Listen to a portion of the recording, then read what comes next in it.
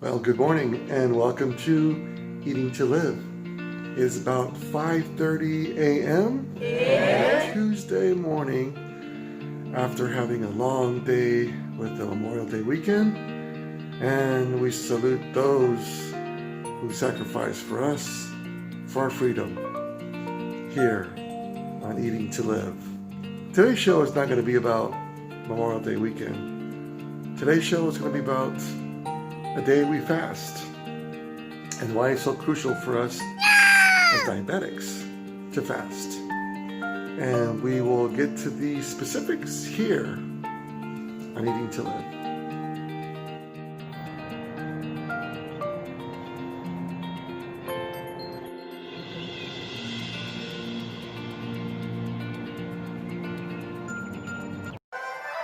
I'm just a piece of a two-part puzzle. Nothing on my own, only happy when I'm loving someone. Happy when I'm loving someone.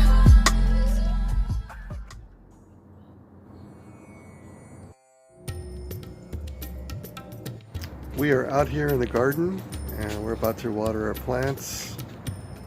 It's going to be a hot day today, over 100 degrees out here where I live at.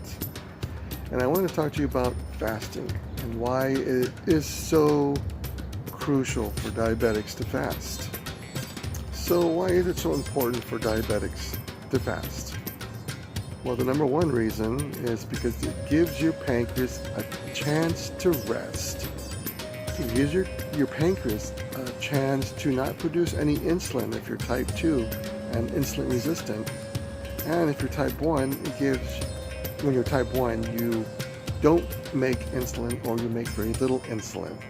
And it basically, when you don't ingest and you don't eat anything, it's that time for your pancreas to rest. And I urge everyone who is a diabetic, pre-diabetic, type 1 or type 2 to implement this. And please don't take my word for it. Research. Ask doctors who are reputable, who are very keen about diabetes. There are doctors out there who are, and I've seen quite a few, who believe in the old school method that you have to eat grains, you got to eat oatmeal, you have to eat a lot of grains, brown rice and wheat bread. I urge you to experiment on yourself, and you're going to find out those things are incorrect, because what is causing this illness is the amount of carbs that we're now ingesting, and that's a whole nother episode. But without getting sidetracked, we as diabetics need to fast, and I urge you to experiment yourself.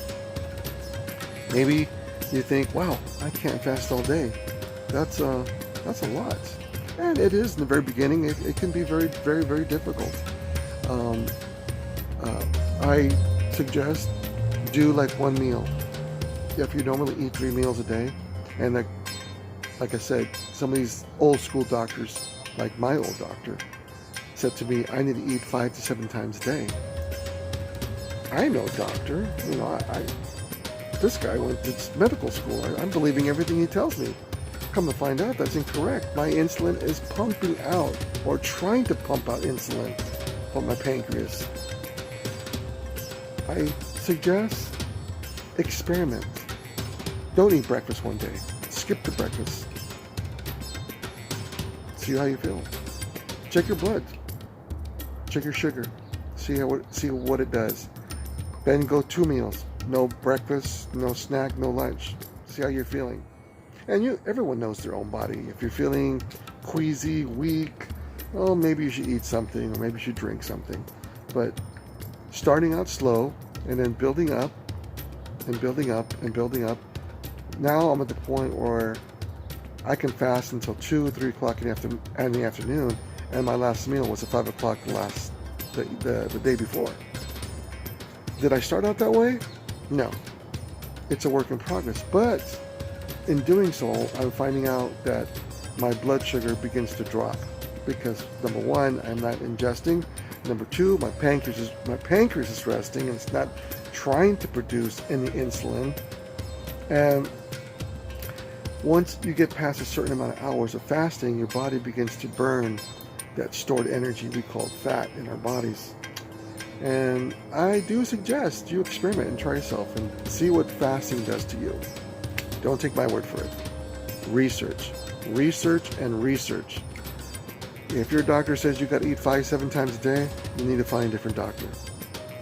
That's my advice. Research about diabetes. Know what is ailing you. Do not rely on medication to be your cure-all for all things. No, the cure-all of all things, I got an itch, is the food that we eat. And with that being said, I urge everyone out there to know what is ailing you. So it's not a disease where you say, well, here, take this metformin or take this insulin and you can eat whatever you want as long as you take the pill. Wrong. Wrong. And that's not how you control it. We control it by what we ingest and what we eat. So with that being said, go out there and have a great day and try fasting. See how it makes you feel. Take baby steps. Chef Tyree here for Eating to Live. Have a great day. And remember to always consult your doctor in everything you do that it involves your body and your health here on Eating to Live.